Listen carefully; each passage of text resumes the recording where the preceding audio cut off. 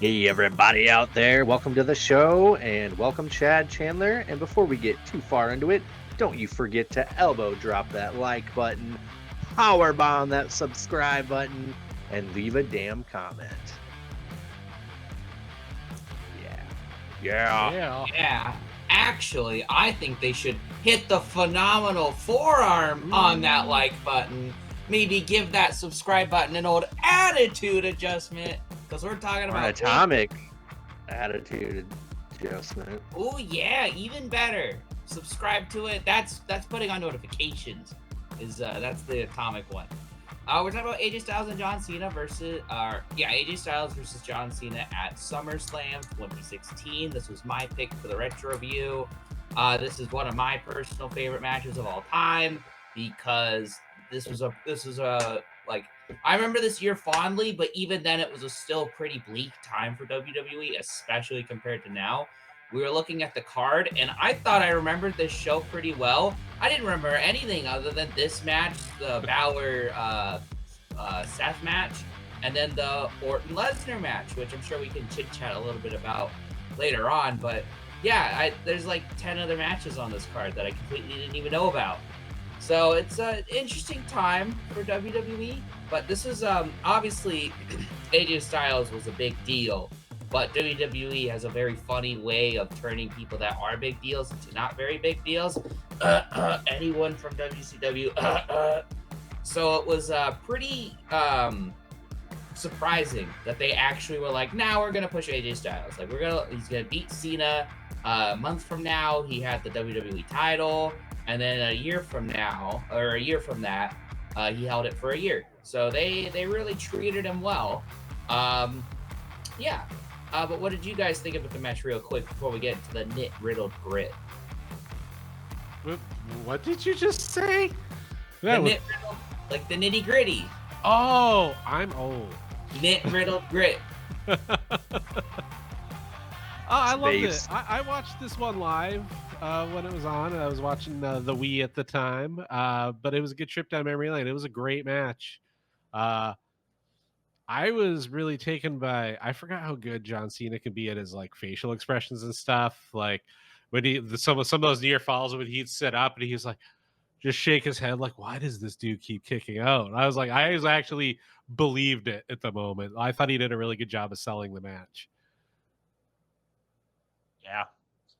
I'm trying to think here. Do you recall me? Have I seen a John Cena match? Just John Cena?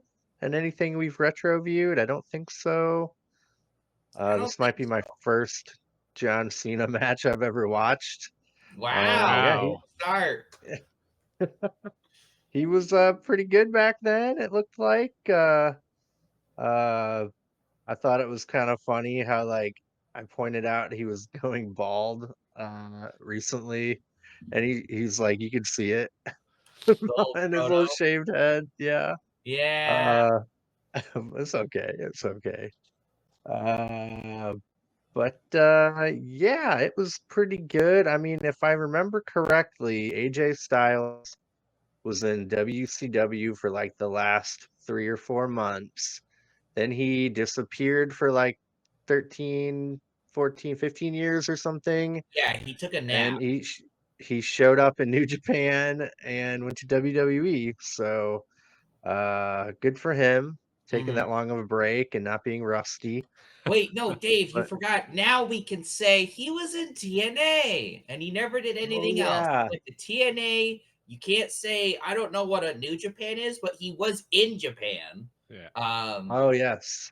and then He he decided to hit the big leagues. he did say on commentary he won the NWA championship. Yeah, and they Hmm. said IWGP. They didn't name New Japan, but they used the abbreviation. Oh, okay, that's actually cool. It's Uh, iffy when they do it. Like they don't always do it, but it is nice when they do. I did have one eye on TNA like right before he left. Like there was like big controversy when he left TNA. Like Dixie Carter pissed him off, and he like started having that new look with the longer hair, like wearing the hoodie and like It's like, dude, this dude's freaking cool. Like, he was literally the champion when he left, and there was like a controversy with the belt, I believe. He like took it. Uh, but yeah, man, AJ Styles is cool, man. You can't deny that. And him getting the win over John Cena was clearly a big deal because John Cena, they're hamming him up, 16-time world champion. Uh, Team at the so time. Yeah, so what happened? Was it Money in the Bank? He like had a questionable win over Cena. Is that what they were saying? yeah. So Money in the Bank, I'm pretty sure Gallows and Anderson ran out and distracted him, and AJ hit a low blow and won. So he won that. And then, what was the pay per view? Was it Battleground 2016? It was like John Cena and Enzo and Cass versus AJ Styles and Gallows and Anderson. And that's where Cena got to pin AJ. And then they're like, all right, we'll do it at SummerSlam. We were both basically 1-1. And that's why this match to me is a big deal because it like AJ was a heel at the time, but he got most of the offense in and he won squeaky clean. Yeah. Like nobody came out. There was no ref bumps. There was nothing. Yeah. AJ and Gallows and Anderson were on fire at that time too. I remember the whole beat up John Cena. It was their catchphrase for a while. That was awesome. Yeah, they were actually decent back then, but not the same now. So yeah.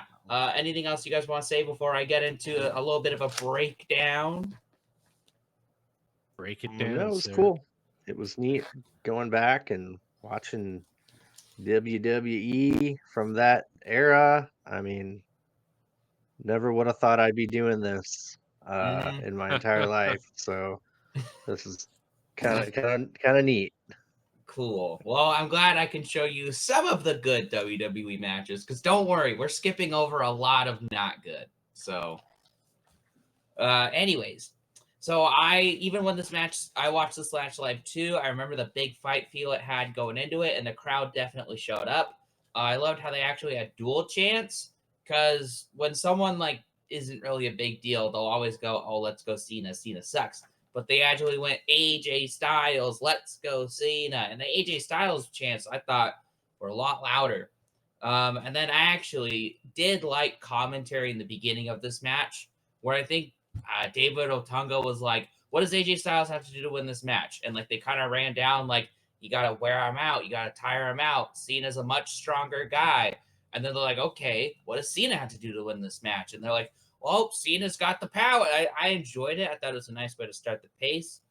And then we start out with a long power struggle. That's kind of how commentary has the time to debate about what they can do to win. AJ gets the first hit with a pretty nice drop kick. And then AJ gets him. I don't know if you guys know this. He hits a suplex on the hardest part of the ring. Yeah. Did you guys know that the apron? I didn't know that. Yeah. It was a good thing the Well- announcers said it like 7 times. Yeah. One of them. Each Yeah, one they of them did. said it one time. It was funny. Yeah, and then it's like I can never ever say WWE commentary was good back in the day because shit like that was just all over the page. Anyways, after that devastating maneuver on the hardest part of the ring, Cena got him back in the ring and got him with a great back body drop. Man, he sent that kid flying. And then Cena, this is like I always know when it's a big Cena match when he does shit like drop kicks. It just makes me laugh because like I don't know. I'm trying to say this in a positive way. Cena's not the best at landing moves. However, because he always lands them and they're safe, they're just not always the crispest. I kind of like that a lot, or not a lot more, but a bit more because they feel a bit more real. Like this feels like a desperate drop kick as opposed to like an Okada drop kick where it just looks like a painting, you know? Yeah. Like obviously the Okada one's better, but I appreciate the Cena one too because it's like it feels a little bit more desperate. Like he's like, I don't know what to do. I'm just gonna do this. Yeah, no, that's why I love in matches when sometimes it gets a little sloppy, but they still like pull the moves off. I'm like, no, I mean, it looks like a real fight now. It doesn't have to be picture perfect all the time because you're exhausted, you're sweaty, the other dude's fighting back. Like, it's not going to be perfect. Dude, he hit Styles right in the mouth. Yeah. It was Yeah. fun. Yeah. And the It was Code Red was actually pretty nice too. We'll get to that, but I think that was my first Code Red that I ever saw. And I was like, what is this? What? Like, what are you doing, John Cena? You can't move like that. And now it's like funny watching AEW when there's like 3 Yeah, it's Code like a Reds transition for them. Yeah, and I'm like, I remember when that move would like stun me. But yeah, 7 minutes in, John Cena goes for the 5 moves of doom, but AJ gets out of the old AA and hits a Styles Clash. I thought that was a nice. Might as well throw their finishers out really quickly. And then I like how AJ hit a torture rack. Shout out Lex Luger into a Oh yeah. spin out bomb. I thought that was a nice little sequence. And then AJ hit a little, like, they called it an AA, but it was a neck breaker where he basically landed him right on his knee. I thought that was a pretty good spot. This is like definitely where it was like, man, AJ's getting a lot of the moves here. He's getting a lot of the transitions. And then next up, they had AJ whiffed a 450 splash, which I don't think he ever lands that move. And then Cena, this is when he got him with that Code Red. So that was just always fun to see. And then they exchanged submissions for a bit. John Cena locked in the STF. AJ went to the crossface and then went to the calf crusher. And then John Cena got back to the STF. And then AJ hits a springboard Hurricane Rana as Cena's on the top rope on the outside. I thought that was pretty cool. And then transitions that to a phenomenal forearm for a 2 count. And then Cena hits a huge, desperate King Kong lariat. And then I liked how Cena powered through AJ's elbows to hit that avalanche AA. I thought that was just a nice spot where he's like, nah, never give up, hustle, loyalty, respect. All that stuff that doesn't matter anymore. And then AJ still kicks out, which I remember back in the day, I was like, what the hell? No way, they're actually doing it. And then Cena goes up for one final AA. AJ slips into the Styles Clash. He doesn't pin. He goes for the phenomenal forearm. Boom. About 23 minutes, AJ Styles pins John Cena clean in the middle of the ring. Yeah, it was good. I liked it. It was good. Yeah. And like people don't really think about it. Before the John Cena feud, AJ had like 3 straight losses in a row. Like he lost to Jericho at Mania, and like the worst booking decision ever. I'm gonna make Dave watch WrestleMania 32 someday. Like the whole thing. Oh God. So I gotta watch it too. Yeah, we're all gonna watch once. it. I've never seen it 2 times, so I'm gonna have to go through it too. And then he lost to Roman Reigns 2 times in a row, but those were actually pretty good matches. So it was like, okay, whatever. Those are like the best matches Roman Reigns has ever had. So like up until this, he was only taking big losses, and then he started getting some wins. Obviously, won the title. Any guesses, Chad? If you know, you can't say it. Give Dave a couple minutes. Who did AJ Styles beat for his first WWE title? Daniel Bryan. No. It's a good shout though. They did have some good matches. Mm-hmm. Bray Wyatt. No. Bray Wyatt actually got it 2 reigns from now. So Cena beats AJ, and then Wyatt won the Elimination Chamber to beat it off of Cena.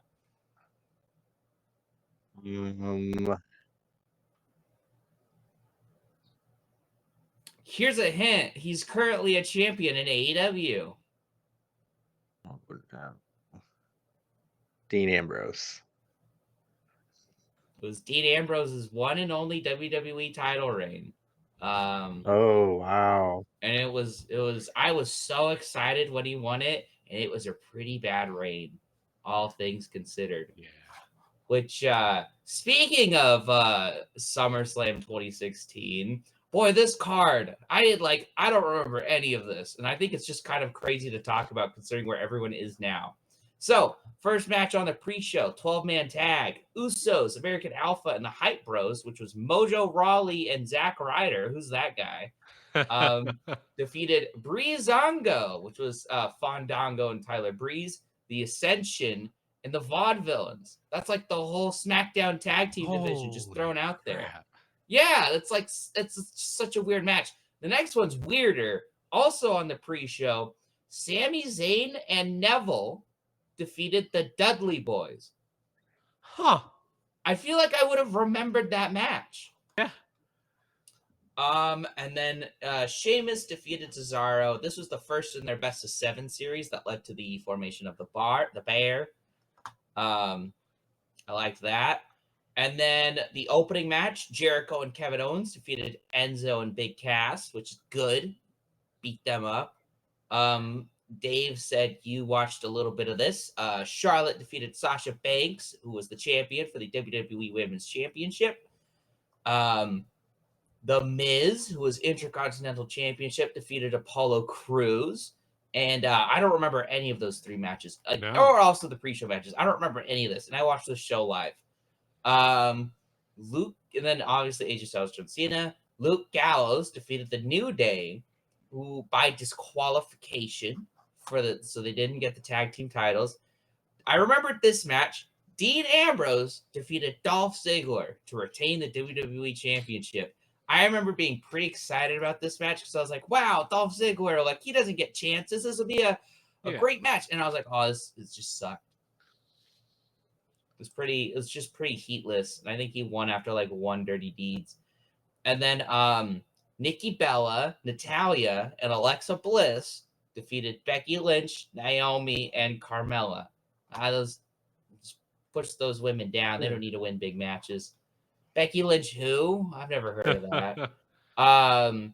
Finn Balor defeated Seth Rollins for the Universal Championship, the Jam Belt, remember?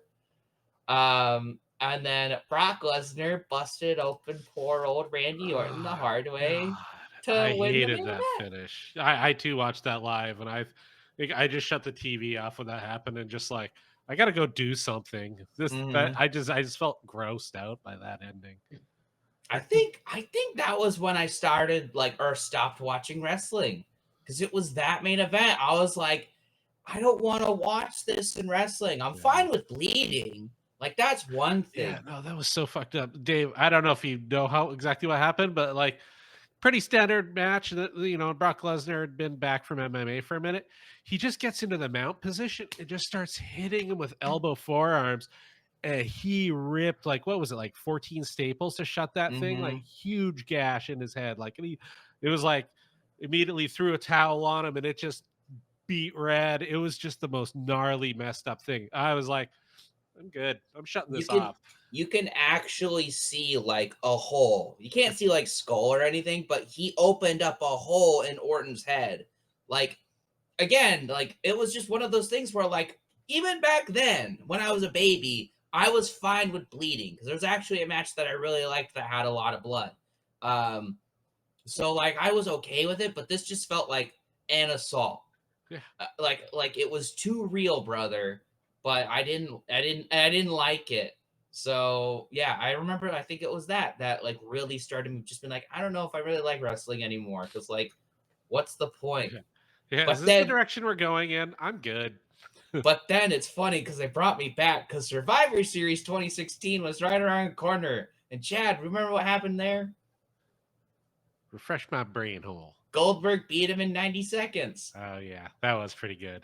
Which, it's like, God, 2016 was such a year for Brock Lesnar, because he had that terrible match with Dean Ambrose at WrestleMania.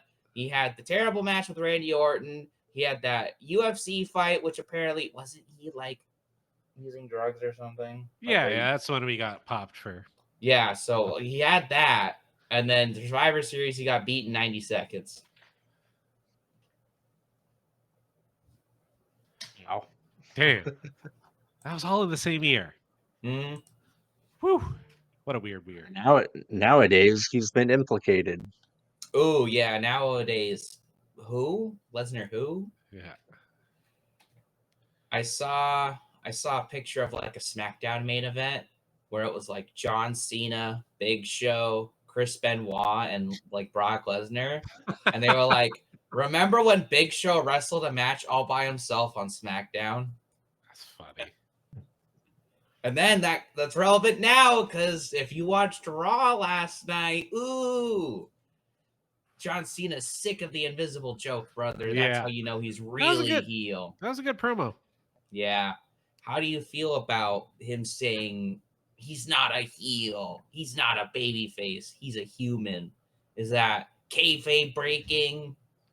No, I think it's part of the character. I think it's an interesting character choice. Like, I think his time in Hollywood and stuff, he's showing some really good chops right now. Like, I am invested because he's not being a cartoon. It feels like he's probably using his actual real human emotions as fuel for this, but he's still channeling the John Cena character. So I was really he did a great job. Is he gonna beat Flair for title reigns? I think he will. I really do. I don't know if you would. I don't You think would. Cody needs to hold it anymore. Like, he's a bet. I think he'll get it, excuse me, get it back because he's always better when he's chasing, anyways. So Yeah. I think I don't know if you burn the Cena heel turn. Don't have him successfully win the title. But yeah, I thought it wasn't like the greatest promo I've ever seen, the Cena one, but I did enjoy it. That line in particular probably was my favorite, and I think it's because people are comparing it to that lady at the AEW show, and they're like, "Wow, that one broke kayfabe," and I'm like, "No," because John Cena didn't go out there and being like, "Well, I know it says written that I won the chamber because I was going to do that beforehand." Like, it's not something like that. He just went out there and used insider terms, and I think it's kind of like talking about what Triple H said, which a lot of people annoyed, where Triple H legit said in like an interview, "I don't know what the character John Cena is gonna do as a heel." So I think John Cena saying, "I'm not a heel, I'm a human." I think that's kind of playing off yeah, that. So that's why I like that line.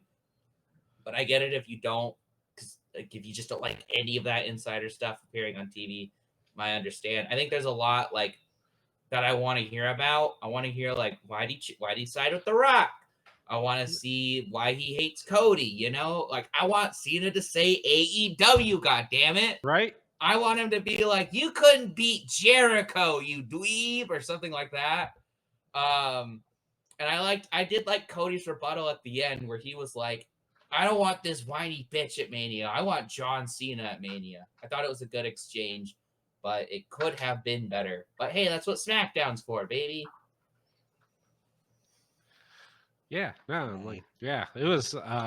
I want to go back to the match for one thing too. It's been a hot minute since I've seen an AJ Styles match, especially when he was, a little younger, a little more spry.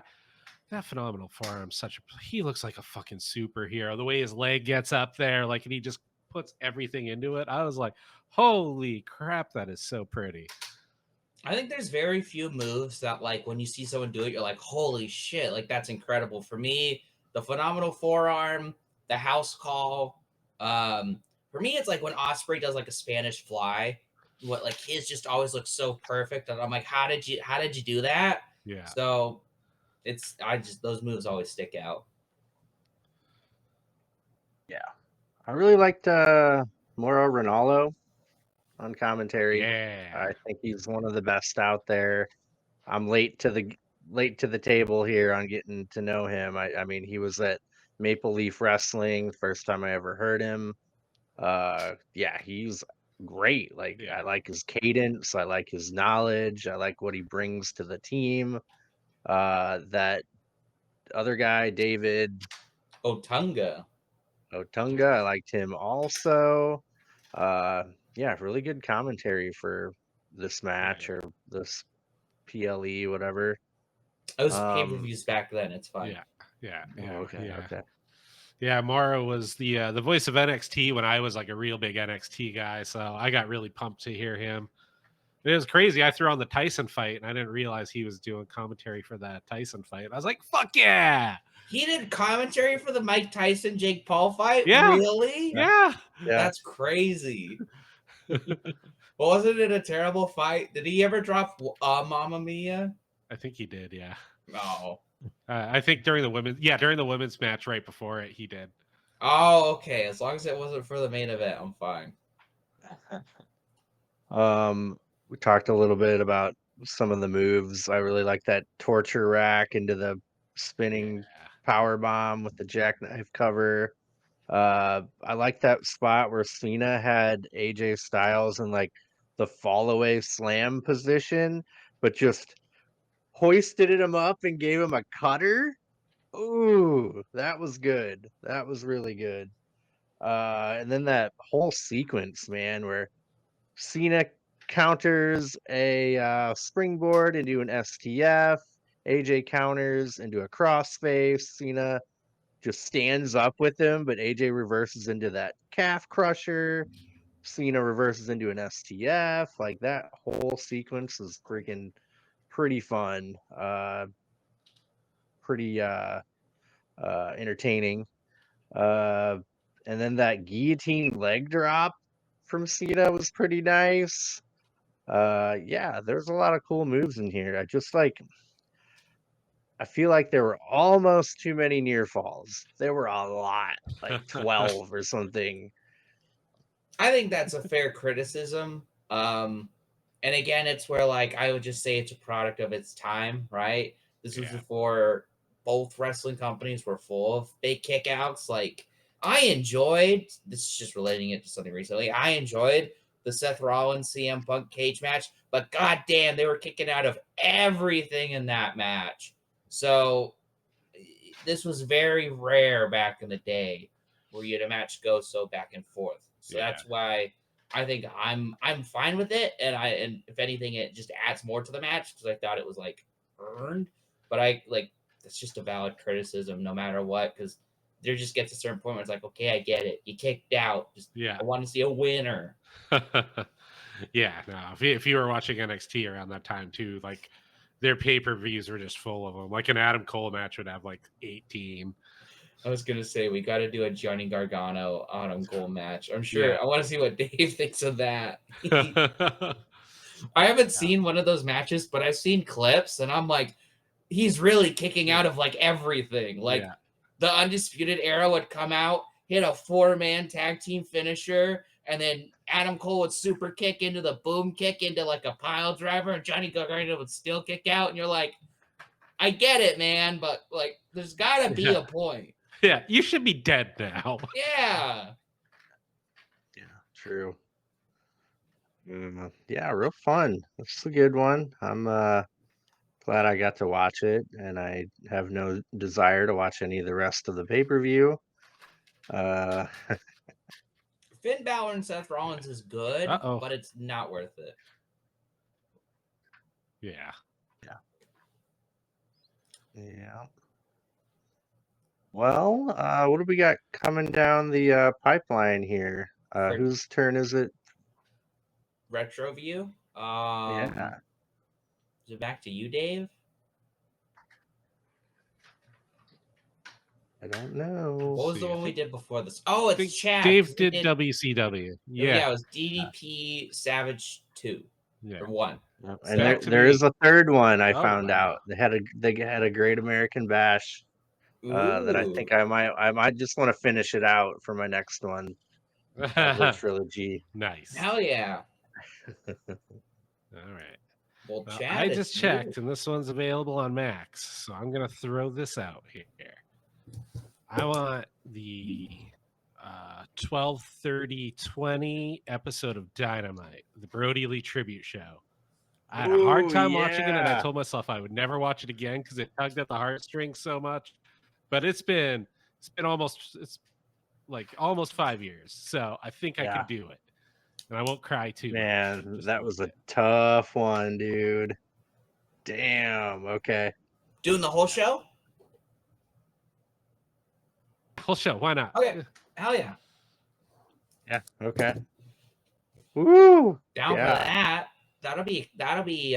Yeah, that was one. I was like, this is probably one of the best entire episodes of a show I've ever seen. I'm never watching this again. It was so emotionally rough. I'm like, it's been 5 years. I can do it now. Hell yeah. That'll be fun. Had teary-eyed for sure. Cool. Yeah, that's a good one. I like that. Do you get the Dynamite card up? I do. Speaking of Dynamity, it's gonna tape a Collision too. So we have obviously Mox and Cope, AEW World Championship Street Fight.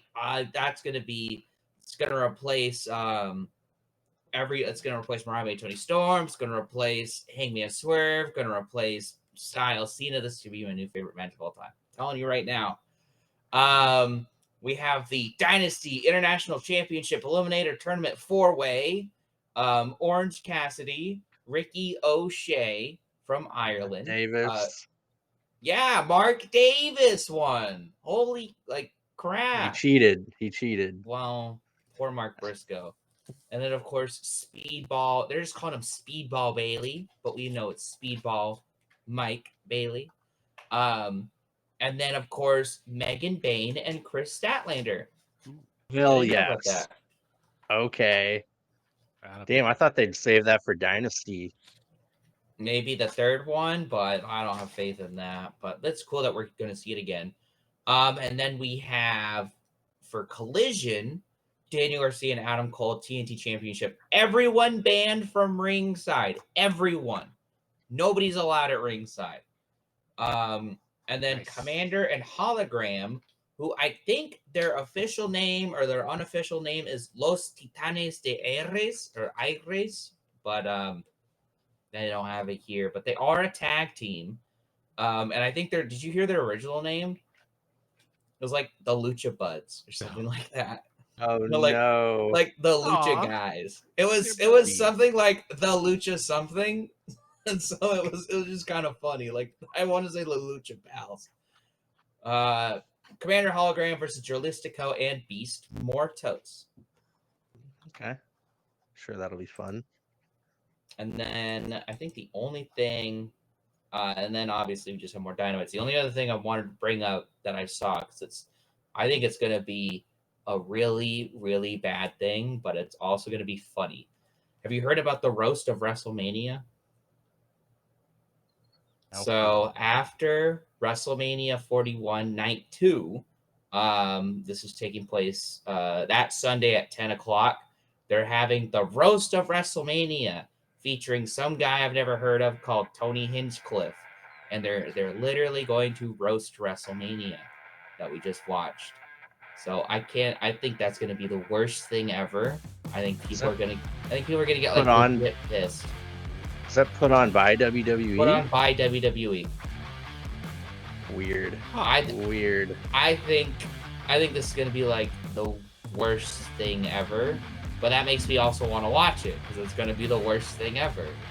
And then the only people they've announced, like WWE people, so they have Sami Zayn, but he's like doing stand-up comedy on his own, so that kind of makes sense. The Miz, but that also kind of makes sense because like Miz TV, shit like that. Braun Strowman, I want to say he's also done stand-up comedy, but I might be pulling that out of my ass. Paul Heyman, which I think Paul Heyman should be at an event like this. And more. Put a microphone in his hand. I can't wait for them to be like, yeah, The Rock fell over and looked silly, ha ha, and then this guy never works with WWE ever again. I feel like they need Jim Cornette to make it complete. Ooh. I ain't against that. So yeah, that's been known about for a couple days, but like, I kind of just thought it was a joke, but like, no, it's real. It's actually happening. So strange. Cool. All right, that was a fun retro view. I think we got everything handled. Yeah. We did the thing. Cool. All right. Well, thank you for joining, Chad and Chandler. Thank you, Dave. Everyone out there, don't you forget, leave a damn comment. Elbow drops that like button. And phenomenally forearm the subscribe button. See, because it's coming at you. It's like, whoa. Whoa. That's what you guys are going to do, that subscribe button. Yep. Cool. All right. Thank you for joining everyone out there. And thank you for your support. And we're out. Bye. Peace. Bye-bye.